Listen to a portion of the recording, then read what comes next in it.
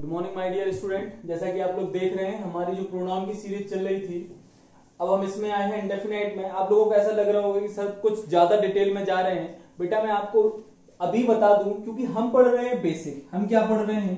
Basic. अब basic में sir हम पढ़ते ही क्या है? डिटेल ही तो पढ़ते हैं। हम बेसिक पढ़ना ही क्यों चाहते हैं? बेसिक का मतलब ये होता है इन डिटेल, हमें चीजों को डिटेल में जानना है। अब अगर मैं चाहूं तो मैं आपको एक दिन में थोड़ा थोड़ा करके सारी चीजें मैं बता दूं, स्किप कर दूं, लेकिन उसमें मजा नहीं है। हमें चीजों को पूरा सीखना है। ऐसा नहीं कि कोई भी आपका टॉपिक था वो छूट जाए या कोई भी एक पॉइंट में मिस कर दूं, तो ऐसा नहीं करने वाले हैं हम। टाइम जरूर लगेगा लेकिन हम चीजों को पूरा पढ़ेंगे, सीक्वेंस में पढ़ेंगे। और ये मेरी गारंटी है कि मैं सारी चीजें पढ़ाऊंगा। इन जनरल जो आपके कंपटीशन के रिलेटेड या मतलब जो उसमें आते हैं तो वो हम सारी यहाँ पर डिस्कस करेंगे। आपको उसके लिए अलग से हैरान या परेशान होने की जरूरत नहीं है। तो चलिए, आज जो हमें डिस्कस करना है वो हमारा इंडेफिनाइट है। और मैं आपको एक बात और बता दूं बेटा, ये इंग्लिश है, ये अदर सब्जेक्ट के जैसा नहीं है कि कोई भी टॉपिक उठाए और पढ़ने लगे। जाइए, नीचे प्लेलिस्ट की लिंक दी हुई है, सीक्वेंस से देखिए, फर्स्ट वीडियो, सेकंड वीडियो, और फिर धीरे धीरे आइए। अगर आप ये इस वीडियो से स्टार्ट कर रहे हैं तो ऐसा ना करो बेटा, इनको बंद करो। सबसे पहले जाओ, फर्स्ट वीडियो देखो, सेकंड देखो, थर्ड देखो, और सीक्वेंस में आकर फिर हम आगे आएंगे। क्योंकि आपको फिर ये चीजें और अच्छे से समझ में आएंगी। आप पूरे एक सेंटेंस को समझ पा रहे होंगे, कहाँ वर्ब है, कहाँ सब्जेक्ट है, कहाँ ऑब्जेक्ट है, कहाँ कॉम्प्लीमेंट का यूज किया गया है, कहाँ पर क्या है। तो वो आपकी अप्रोच बन जाएगी। ये प्रपोजिशन है, ये प्रपोजिशन का ऑब्जेक्ट है, ये एडवर्ब बन रहा है या एडजेक्टिव बन रहा है। तो ये सारी चीजें ना हमने स्टार्टिंग में सीख रखी है।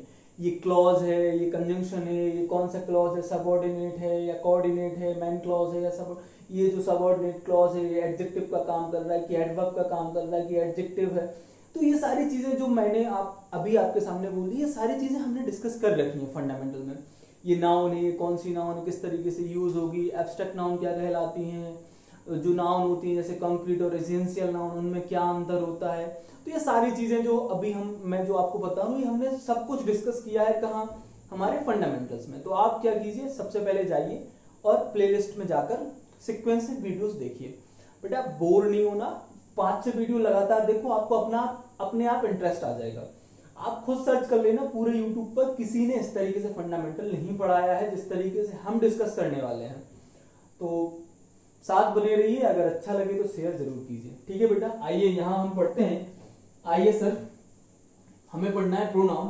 और बेटे के लिए सॉरी अगर आपको बुरा लगे, तो वो इन जनरल मेरी आदत है, जब मैं क्लासरूम में पढ़ाता हूँ तब भी मेरी यही आदत होती है। बाकी आप तो आदरणीय सर हैं। तो आइए यहाँ पर देखिए, हमें पढ़ना है कुछ हमारे इंडेफिनाइट प्रोनाउंस। तो इंडेफिनाइट प्रोनाउंस बेटा जो क्या होते हैं, जैसे हम बात करें डेफिनाइट और इंडेफिनाइट में अंतर क्या है। अब इंडेफिनाइट प्रोनाउन पढ़ने से पहले हम बेसिकली जान लें कि डेफिनाइट और इंडेफिनाइट में अंतर क्या है। तो यहां पर मैं आपको बता दूं कि डेफिनाइट वो होते हैं जो किसी एक पर्टिकुलर व्यक्ति के बारे में, स्पेसिफिक व्यक्ति के बारे में हमें बता रहे हो, वो हमारे पर्टिकुलर, या हम उनको डेफिनाइट प्रोनाउन कहते हैं। जैसे कि आपका ही हो गया, ही आपको पता है कि आपने मोहन की जगह रिप्लेस करके ही लिखा है, या आपने सी लिखा तो सरिता को रिप्लेस करके आपने सी लिखा है, या आपने दे लिखा है तो कोई एक स्पेसिफिक लोग हैं उनको आपने रिप्लेस करके दे लिखा है। तो ये तो हो गए आपके डेफिनेट वन। तो जो डेफिनेट वन होते हैं वो आपको पता होते हैं। जो इनडेफिनेट होते हैं ना, इनमें आपको पर्सन के बारे में पता नहीं होता है, आपको स्पेसिफिकली पता नहीं होता कि वो कौन है। बस ये पता है कि कोई है। जैसे आप अंदर बैठे टीवी देख रहे थे, लॉकडाउन चल रहा है, टीवी देख रहे थे, टाइम पास कर रहे थे, अचानक से किसी ने आपका डोर नॉक किया, तो आप क्या बोलोगे? ही नॉक्ड या सी नॉक्ड? यहां पर आप कंफ्यूज हैं, एम्बिग्यूटी है, क्योंकि डोर के उस पार आप नहीं देख पा रहे हैं। आप नहीं देख पा रहे तो वो आपके लिए डेफिनेट है या इनडेफिनेट? क्लियर सी बात है, वो आपके लिए इनडेफिनेट है। आपको नहीं पता वो कौन है, तो नहीं पता वो कौन है तो आप क्या बोलोगे? Someone knock the door, someone is knocking the door, कोई हमारा डोर नॉक कर रहा है। तो यहां से आपको क्या पता चला कि जब भी हमारे लिए इनडेफिनाइट हो, हमारे लिए चीजें क्या हो, इनडेफिनाइट हो, हमें नाम ना पता हो या स्पेसिफिक ना हो हमारे लिए, तो हम क्या यूज करते हैं? हमारा इंडेफिनाइट टाइप का जो प्रोनाउन होता है उनको यूज करते हैं। तो फॉर एग्जांपल्स कुछ यहाँ पर दिए हुए हैं, all, none, both, some, few, many, मेनिया, one, somebody, someone, anybody, anyone, something, anything, nothing. आपको ये पता है समवन, समबडी, एनीवन, एनीवन, और एनीबॉडी, ये जो हम यूज करते हैं वो हम यूज करते हैं हमारे पर्सन्स के लिए। ये जो आप यूज करते हैं वो किन के लिए यूज करते हैं सर? पर्सन के लिए। और समथिंग, एनीथिंग, ये आपको पता चल रहा होगा थिंग के लिए। यहाँ पर एक और आता है, जैसे यहाँ पर नथिंग यूज किया है तो हम यहाँ पर एक प्रोनाउन बना दें नो वन, या फिर हम बना दें नोबडी। तो याद रखना बेटा ये सही होता है, नो वन नहीं बनेगा, नो वन प्रोनाउन नहीं बनेगा। नो वन अगर आप यूज करेंगे, नो अलग वन अलग, ये ऐसे लिख पाओगे, ऐसे नहीं लिख पाओगे, इसको सिंगल वर्ड नहीं बना पाओगे। और तुम्हें ये पता है जो प्रोनाउन होते हैं वो सिंगल वर्ड होते हैं, कोई भी प्रोनाउन डबल वर्ड नहीं होता, वो सिंगल वर्ड हो गया। जैसे नो वन, तो आप इसको कैसे लिखेंगे? इसी को लिखा जाता है बेटा नन। नन की जो मीनिंग होती है वो यही होती है, नो वन। तो नन प्रोनाउन होता है, ये वाला नहीं होता, ठीक है। ऐसे अलग अलग नहीं लिखना। हाँ ऐसा है कि आप इसको अलग अलग लिख सकते हैं, लेकिन ऐसा प्रोनाउन नहीं मानेंगे। फिर यहां पर देखना कि ये डिटरमाइनर होगा और ये जो वन होगा ये आपके लिए नाउन होगा। इस बात का खासा ध्यान रखना है। अब इस बात का ध्यान क्यों रखना है? क्योंकि ये जो नो वन लिखा हुआ है ना, ये अलग अलग नो और वन, इसके साथ हमेशा वर्ब सिंगुलर आएगी। अब ऐसा क्यों सर? अरे देख लो बेटा, नाउन हमारे पास क्या है, वन। वन किस लिए यूज होता है? सिंगुलर के लिए। लेकिन नन के साथ कहानी ऐसी नहीं है। जो नन होता है ना, इसके साथ चाहे आप सिंगुलर लिखें चाहे आप प्लूरल लिखें, depend on condition, depend on context. Context और कंडीशन पर डिपेंड करती है कि सिंगुलर यूज करना है या प्लूरल यूज करना है। क्लियर है बेटा? आगे आ जाइए, हम चीजों को और बारीकी से जानने की कोशिश करते हैं। तो आप यहां पर ये जो नो वन होता है ये आपका प्रोनाउन नहीं होता है, प्रोनाउन हमारा नन होगा। क्लियर है? यहां पर जो लिखा हुआ है नन, नोबडी। अब थोड़ा सा और ध्यान रखना है कि जैसे यहां पर आ जाइए, कुछ मैं क्वेश्चन लिखता हूं जिनको हमें डिस्कस करना है। सबसे पहले आ जाइए, एवरीबॉडी, अलग से नहीं, everybody were in their best clothes. मैंने क्या लिखा? एक sentence, everybody were in their best clothes. तो यहां पर आप देखें सब्जेक्ट हमारे लिए एवरीबॉडी होगा, प्रोनाउन यही है, ये हमारे लिए वर्ब हो गई, ये हमारे लिए प्रपोजिशन हो गया, ये इस प्रपोजिशन का अपना ऑब्जेक्ट हो गया। तो यहां पर आप देख रहे होंगे ये आपके लिए ऑब्जेक्ट हो गया। देयर यहां पर जो काम कर रहा है वो डिटरमाइनर का काम कर रहा है, जो कि क्लॉथ्स के लिए लगा हुआ है। अब आपको पता है जो एवरीबॉडी है, हमेशा याद रखना बेटा, somebody, anybody, nobody, something, anything, nothing, इनके साथ जब भी आप वर्ब यूज करेंगे, जब भी आप इनके साथ वर्ब यूज करेंगे वो सिंगुलर करेंगे। अब ऐसा क्यों? यहां पर आप देखें, आपने यहां पर यूज किया समबडी, यहां पर आपने यूज किया एनीबडी और यहां पर आपने यूज किया नोबडी। देखो नो तो जीरो होता है, जीरो के साथ आपको यूज करना है सिंगुलर वर्ब। जीरो के साथ क्या आएगी? Singular verb. अब देखो अगर आपने लिखा समवन, आपने लिखा समवन, तो आप किसको रिप्रेजेंट कर रहे हैं? एक को। आपने लिखा एनीवन, तो आप किसको रिप्रेजेंट कर रहे हैं? एक को। लेकिन आपको वो पता नहीं था। तो यहां पर जब एक को रिप्रेजेंट कर रहा है तो आप कैसे लिखेंगे? आप सिंगुलर। पर ऐसे ही अब यहां पर आता है जैसे समथिंग, एनीथिंग, नथिंग। और बेटा हमने जो नाउन में पढ़ा था, हमने जब नाउन में पढ़ा था क्या, जो हमारी मटेरियल नाउन होती है वो हमारी कैसी होती हैं? उनके वो अनकाउंटेबल होती है। अनकाउंटेबल नाउन के साथ जो वर्ब आती है वो कैसी आती है? सिंगुलर आती है। अनकाउंटेबल जो हमारी नाउन होती है उनके साथ जो वर्ब आएगी वो हमारे पास सिंगुलर वर्ब आएगी। क्लियर है बेटा? तो यहां पर देखें हम, तो यहां पर क्या लिखा हुआ है? Everybody were in their best cloth. तो ये सेंटेंस सही है या गलत है, इस बात को हम जानेंगे।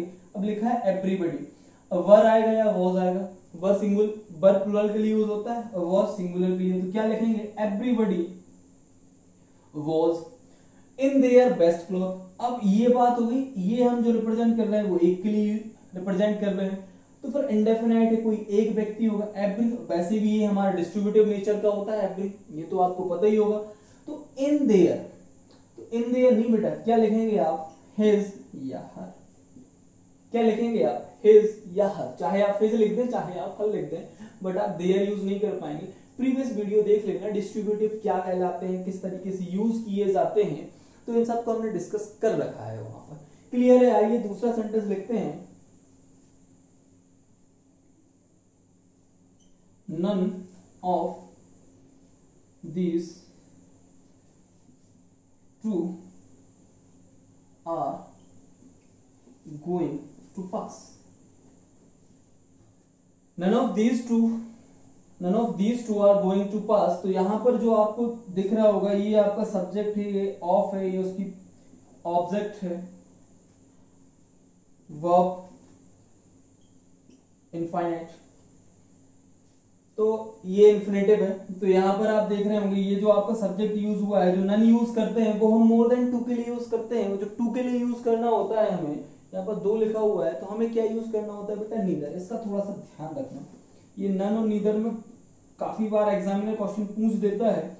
अगर दो व्यक्ति दिखें तो नीदर लगाना, अगर दो से ज्यादा दिखें या स्पेसिफिक ना हो, हमें पता ना हो कितने व्यक्ति हैं, तो फिर नन लगाना। नन हम इसीलिए लगाते हैं कि हमें पता ना हो कितने व्यक्ति हैं और कौन है वो। लेकिन अगर आपने नीदर लगाया तो आपको पता होगा कि वहां पर दो लोग जरूर होंगे, दो में से वो दोनों के दोनों, नहीं कोई और। क्लियर है बेटा? तो यहां से हमने कुछ एग्जांपल्स देखे, यहां पर आ जाइए, एक दो एग्जांपल से और डिस्कस कर लेते हैं, चीजों को और अच्छे से समझ लेते हैं ताकि आपको कंफ्यूजन ना रहे।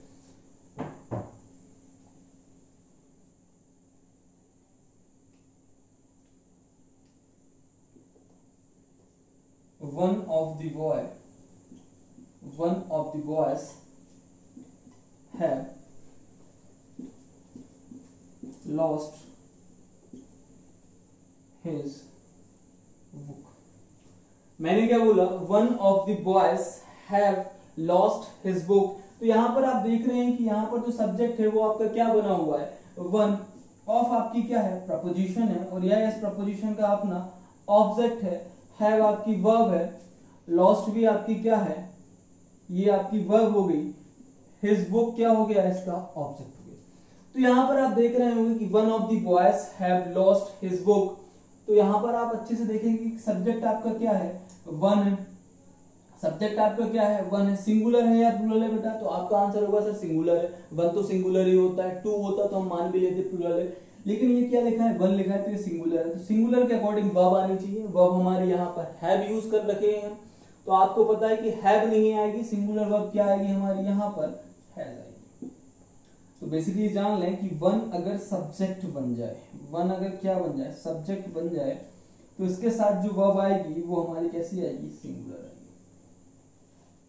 कैसी आएगी बेटा? सिंगुलर ही आएगी, वन तो सिंगुलर ही होता है। अब लेकिन यहां पर देखो, इसी का जो वन ऑफ द बॉयज है, इसी की बुक गुमी है, तो यहां पर हिज यूज क्यों कर रहा है? तो जो वन का पजेसिव केस होता है, वन का ऑब्जेक्टिव केस, वन का पजेसिव केस बनी होता है। तो यहां पर आप लिखें वंस, क्या लिखें, वंस बुक। क्या लिखा जाएगा यहाँ पर, वंस बुक, ना कि हिज। तो वन का कभी भी आपको पजेसिव केस बनाना हो तो क्या बनाएंगे आप, वंस बनाएंगे, अलग से हिज लिखने की जरूरत नहीं है। क्लियर है?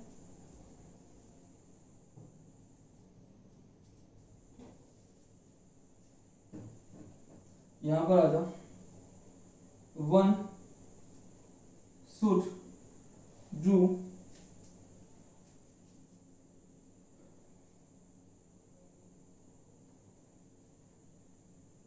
one's best for his country। तो यहां पर देखिए, यहां पर क्या यूज करना है, one's should do one's best for his country. तो यहां पर आपको पता है कि जो वन का पजेसिव केस बनेगा वो वन ही बनेगा।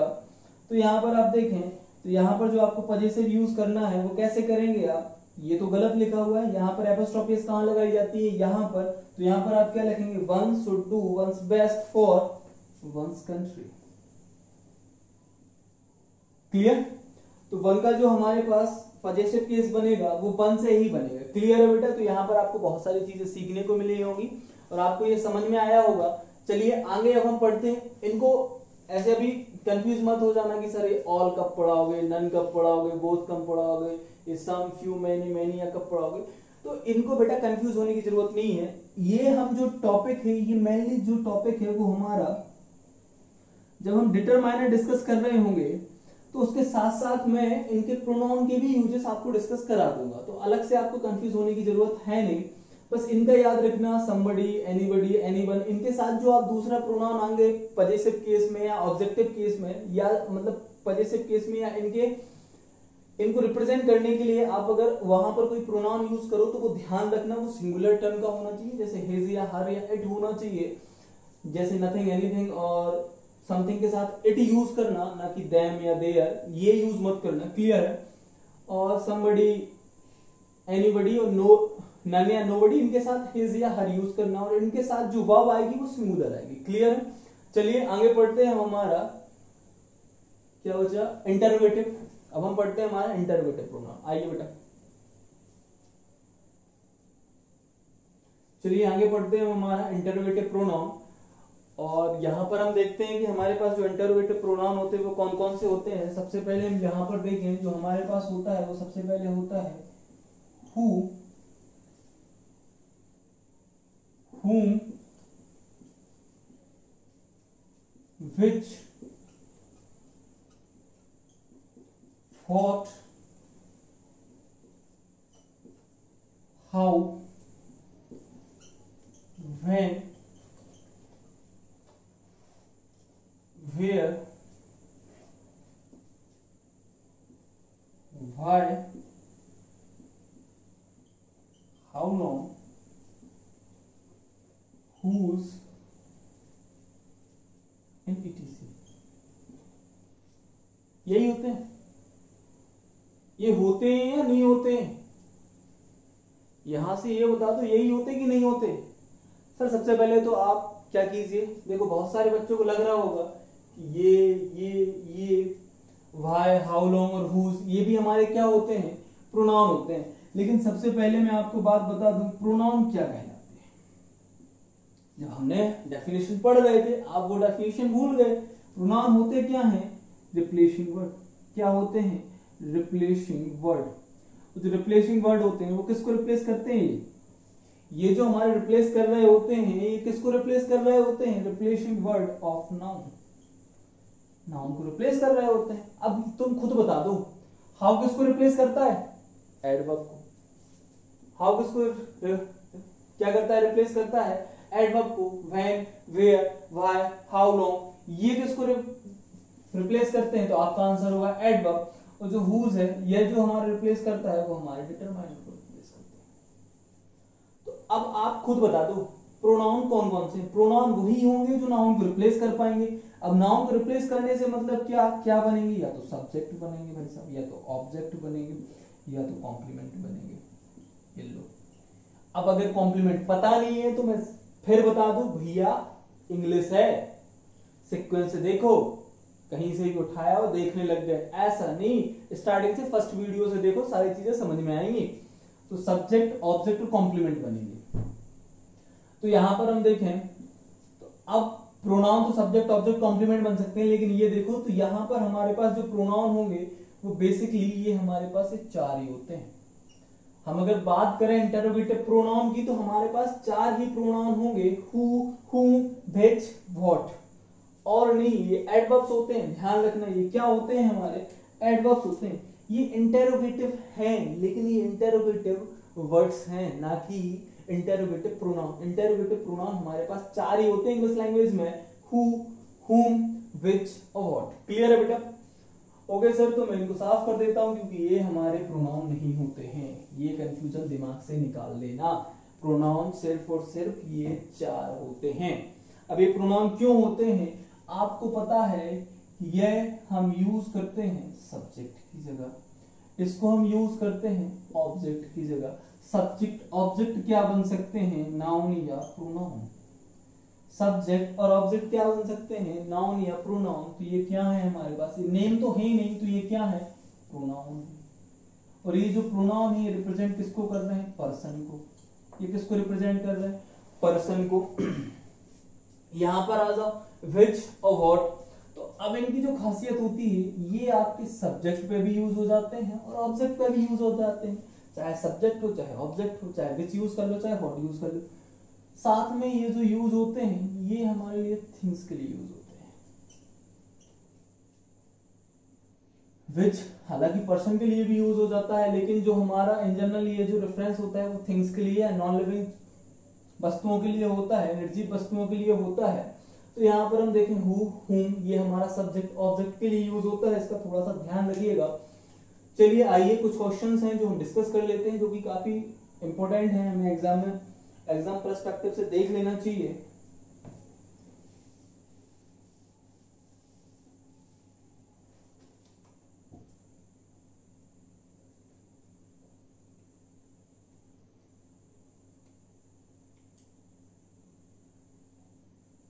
जैसे हमने बोला हु आर यू, मैंने क्या बोला हु आर यू। तो यहां पर हमें ये बात करनी है कि यहाँ पर सब्जेक्ट क्या है, ऑब्जेक्ट क्या है और वर्ब क्या है। सबसे पहले तो आपको ये पता होगी कि ये क्या है हमारे लिए वर्ब, ये क्या होगी हमारे लिए वर्ब। अब इसका आंसर बता दो, आप इसका आंसर क्या देंगे, आई एम, जो भी आपका नेम होगा, जैसे आप अपना नेम रख लीजिए, आई एम मोहन। आपने क्या बोला, मैं कौन हूं, मोहन हूं। तो ये वर्ब हो गई। और जो हु का रिप्लाई था, हु, ये जो हु का रिप्लाई था ये असल में क्या था, सब्जेक्ट था या ये था मोहन। तो हु से आप क्या जानना चाह रहे थे, मोहन। मोहन यहाँ पर क्या है, यह सब्जेक्ट है, और मोहन क्या है यहाँ पर कॉम्प्लीमेंट। मोहन क्या है यहाँ पर कॉम्प्लीमेंट, मोहन यहाँ पर क्या है कॉम्प्लीमेंट। तो यहां से आपको पता चला जो हु है, ये आपको पता है जो बी वर्ब की फॉर्म होती है ये लिंकिंग वर्ब होती है, और इनके बाद अगर ये मेन वर्ब हो, अगर ये क्या हो मेन वर्ब हो, तो इनके बाद जो नाउन या प्रोनाउन होता है वो हमारे सब्जेक्ट के लिए, नाउन प्रोनाउन या एडजेक्टिव होता है वो हमारे लिए सब्जेक्ट के लिए कॉम्प्लीमेंट का काम करता है। क्लियर है ना, ये हमने प्रीवियस वीडियोस में पढ़ा होगा, नहीं पता तो जाकर प्रीवियस वीडियोस देखो बेटा ध्यान से। तो हु आर यू, तो यहाँ पर ये जो हमारे पास हु था ये हमारे लिए क्या था कॉम्प्लीमेंट था। तो असल में सब्जेक्ट कौन था, यू, असल में सब्जेक्ट कौन था हमारा यू। क्लियर है ना, क्योंकि अब यहां से आपको क्यों पता चला कि यहां पर सब्जेक्ट क्या है। जैसे मैं बोल दूं, आप इसी सेंटेंस को ऐसे बोल देते हैं, हु एम आई। आप इसी को क्या बोल देते हु एम आई, में हूं कौन, वो बाहुबली नहीं बोलता, आखिर में हूं कौन, आप सिर्फ कामनी देवी के इतने सालों के परिश्रम के ये वो, तो वही वाली कंडीशन, हु एम आई, मैं हूं कौन, तो तुम बाहुबली हो भाई साहब। तो यहां पर आ जाइए हु आई एम। तो अब यहां पर देख रहे हैं ना आई के अकॉर्डिंग ये वर्ब चेंज हो गई, तो सब्जेक्ट यहां पर क्या होगा आई, ये ध्यान रखना, ये हु होगा, ये हमारे लिए कॉम्प्लीमेंट होगा।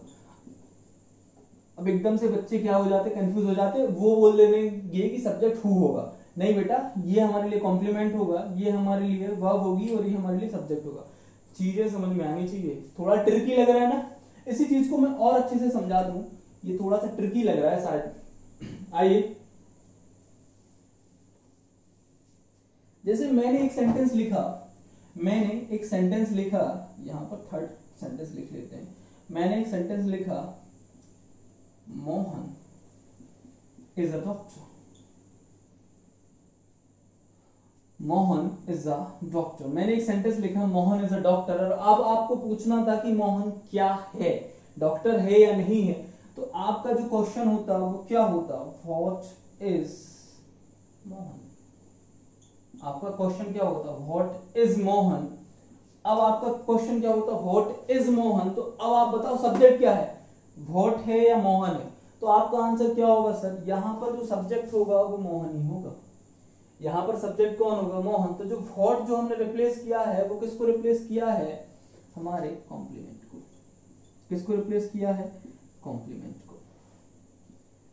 तो क्लियर है, ये व्हाट जो रिप्लाई है वो डॉक्टर का है, ठीक है, मोहन इज डॉक्टर। क्लियर है ना, ये बात समझ में आ गई। थोड़ी सी ट्रिकी जरूर थी, लेकिन याद रखना जो व्हाट या हु जो रिप्लाई हो सकते हैं ये हमारे कॉम्प्लीमेंट के भी हो सकते हैं। ये क्या हो सकते हैं, ये हमारे कॉम्प्लीमेंट के भी रिप्लाई हो सकते हैं।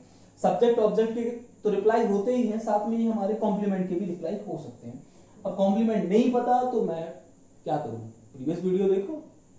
चलिए आइए आगे चीजों को समझ लेते हैं। Fourth question, who is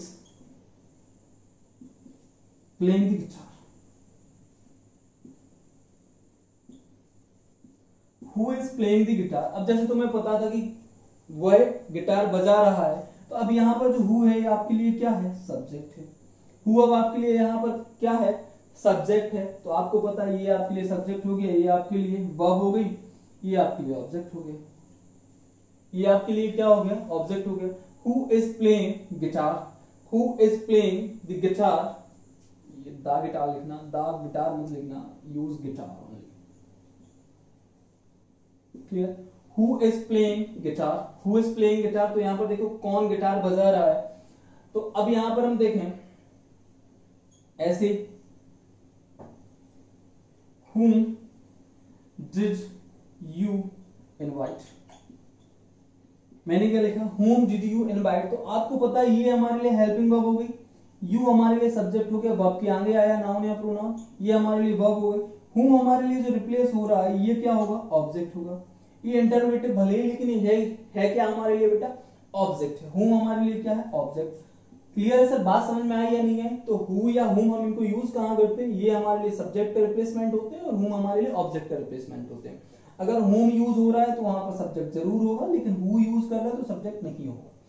clear है, बेसिक सी बात थी, समझ में आ गई होगी। आगे बढ़ते हैं, आइए मैं इसको साफ कर रहा हूं।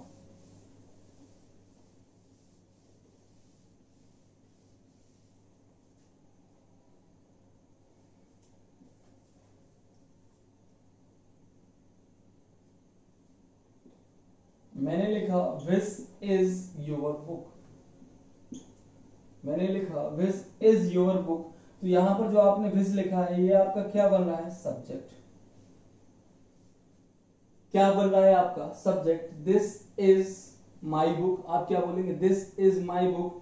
या जैसे ये जो आप जो विच यूज करते हैं, ये जो हमारा जो विच है और जो व्हाट है या हु है, जो आपका हु और व्हाट है, ये आपको पता है ये आपका पर्सन के लिए यूज होता है और ये आपका थिंग के लिए यूज होता है। लेकिन आपको पता है जो विच यूज होता है ये पर्सन प्लस थिंग दोनों के लिए यूज होता है। तो विच में और हु या व्हाट में इनमें अंतर क्या होता है ये जान लें। जो विच हम यूज करते हैं ये हमारा सिलेक्शन के लिए होता है। किसके लिए होता है बेटा, सिलेक्शन, चूजन करने के लिए, सिलेक्ट करने के लिए। और जो हु और व्हाट होता है ये स्पेसिफिक पर्टिकुलर व्यक्ति के बारे में होता है जो हमें पता होता है। तो अब यहाँ पर देखिए, जैसे यहाँ पर ये इतने सारे हैं, आप इनमें से बोलो कि नहीं, ये आपकी बुक थी, ये देख लो, ये आपकी बुक थी ए बी सी डी। अब मुझे इनमें से पूछना था कि इनमें से आपकी बुक कौन सी है। तो मेरा जो क्वेश्चन होगा वो ये नहीं होगा व्हाट या हु, मेरा क्वेश्चन ये नहीं होगा what is your book, what is your book. तो आपका यहाँ पर जो आपका क्वेश्चन होगा, आपको इनमें से सिलेक्ट करना था, कोई एक आपकी होगी, तो आप क्या बोलेंगे, विच इज योर बुक। तो आपको इनमें से सिलेक्ट करना है। तो फिर जो हमेशा यूज होता है वो सिलेक्शन के लिए यूज होता है, और व्हाट और हु या हुम ये स्पेसिफिक होते हैं। क्लियर। आइए यहाँ पर एक और क्वेश्चन जो कि थोड़ा सा समझ लेना चाहिए चीजों के बारे में, यहां पर आ जाइए।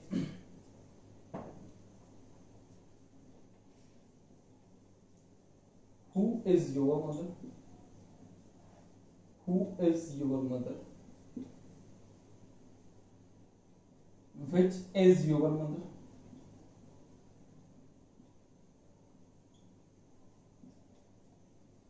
Third what is your mother. तो यहां पर देखिए, यहां पर आपके पास ये 3 क्वेश्चन लिखे हुए हैं, इनमें से सही कौन सा है और गलत कौन सा है ये आपको बताना है। सबसे पहले बताइए कि इनमें से सही कौन से और गलत कौन से हैं, जल्दी बताइए। नहीं पता तो मैं बता दूं, ये तीनों के तीनों सही हैं, बस अंतर जान लीजिए। ये तीनों के तीनों सही हैं। हु इज योर मदर, तो यहां पर आप बोलेंगे जैसे आपकी माँ का जो भी नाम होगा, नेम होगा, वो आप बोल देंगे। आप क्या बोलेंगे, यहाँ पर आपको जो रिप्लाई देना है वो आपको नेम देना है रिप्लाई। जैसे आप बोलेंगे सरिता इज माई मदर, या the young one who is standing there is my mother, कुछ भी। तो आपको क्या बोलना है, जो भी उनका नेम होगा, हु इज योर मदर, तो आपको वो नेम बताना है, एक स्पेसिफिक नेम या उनकी आइडेंटिटी बतानी है। अब यहाँ पर आ जाइए, विच is your mother, which is your mother. अब यहाँ पर जैसे 8-10 लेडीज खड़ी हुई थी, 8-10 लेडीज खड़ी हुई थी, ये रेड कलर की साड़ी पहने, ये पिंक, ये थोड़ी अलग टाइप की, ये अलग अलग डिफरेंट साड़ीज पहने हुए हैं। तो आपको बताना था कि आपकी मदर कौन सी है, तो आप क्या बोलेंगे, the one which is bearing the yellow one. तो कौन, वो जो येलो टाइप की जो साड़ी पहने हुए है वो। तो यहाँ पर जो विच है ये आपका सिलेक्शन के लिए है। यहाँ पर जो आप यूज करेंगे विच, ये सिलेक्शन के लिए यूज होगा। अलग अलग कॉन्टेक्स्ट में ये दोनों सेंटेंस सही है, बस अंतर ये है कि जब आप ये बोलेंगे हु इज योर मदर, तो इसका मतलब होगा आप नेम पूछना चाह रहे हैं, which is your mother. Now you want to select or you want to choose an out, आपको उनमें से चूज करना है, तो वो। अब लेकिन मैंने पूछा what is your mother, what is your mother, तो इन जनरल ऑक्यूपेशन के लिए होता है। किसके लिए होता है, ऑक्यूपेशन के लिए, उनका व्यवसाय क्या है। तो आप बोल देंगे my mother is a teacher, या my mother is a doctor, my mother is a housewife, anything else, जो भी आपकी माँ है, तो वो। तो यहां पर आपको पता चला ये तीनों सही है, बस डिपेंड क्या करता है बेटा, कॉन्टेक्स्ट डिपेंड करता है। यहां पर एक छोटा सा और मैं एक कॉन्सेप्ट बताना चाहूंगा आपको। ये इंटरोगेटिव प्रोनाउन आपके खत्म हो गए, इस तरीके से यूज होता है, ये आपका सब्जेक्ट पे, ये ऑब्जेक्ट पे, ये विच और व्हाट। इसका थोड़ा सा वो वाला ध्यान रखना, वो व्हाट कॉम्प्लीमेंट वाला। तो यहां पर हम देखें एक और यूजेस होता है छोटा सा व्हाट का। व्हाट एक प्रोनाउन होता है, साथ ही साथ ये जो हम व्हाट का यूज करते हैं वो एक्सक्लेमेटरी में भी यूज कर लेते हैं। जो हमारे एक्सक्लेमेटरी में यूज होता है वो ये देख लीजिए, what are you talking about,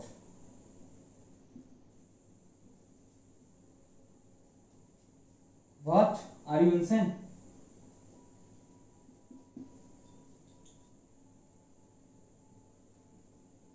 क्या तुम पागल हो, जैसे तुमने बोल दिया अरे कैसी बात कर रहे हो, क्या तुम पागल हो, इस टाइप का यूज हो गया। या फिर आप बोलते हैं what an idea sir ji, what an idea sir ji, बोलते हैं ना what an idea sir ji. तो ये इस तरीके के जो आप सेंटेंस यूज करते हैं, ये जो व्हाट के साथ आप एक्सक्लेमेटरी वर्ड यूज कर लेते हैं, यही एक यूज हम करते हैं how, how you did it, कैसे कर दिया तुमने, हाउ। तो वही ये जो एक्सक्लेमेटरी टाइप के जो वर्ड होते हैं ये इन जनरल है तो प्रोनाउन ही, लेकिन ये एक्सक्लेमेटरी शो करा रहा है, तो ये भी एक इसका यूजेस है वर्ड का। अब हम प्रोनाउन पढ़ रहे थे तो इसको भी देख लें, क्योंकि अगर बच्चे को कहीं आ जाता है तो फिर वो कंफ्यूज हो जाएगा। तो यहाँ पर देख लीजिए ये हमारे एक्सक्लेमेटरी टाइप के यूजेस है। क्लियर है बेटा? तो आज के लिए बाय सर, मिलते हैं कल, हैव अ नाइस डे। और प्रोनाउन टॉपिक हमारा कंप्लीट हो गया है, अब हम आगे डिस्कस करेंगे वर्ब को।